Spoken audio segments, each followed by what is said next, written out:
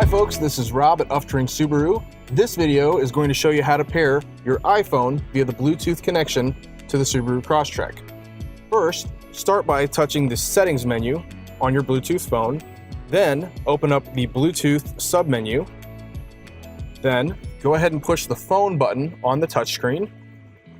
The touchscreen will ask if you want to add a device. Confirm by hitting the green yes button. Now it can take a minute, but right now the two devices are looking for each other. Once they have, simply select Subaru Bluetooth.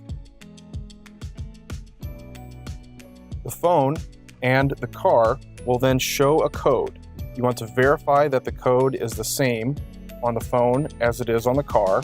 Then select Pair and Confirm. The phone will ask for several permissions. Simply say Allow.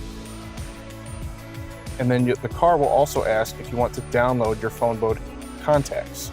Hit Download. And that's it.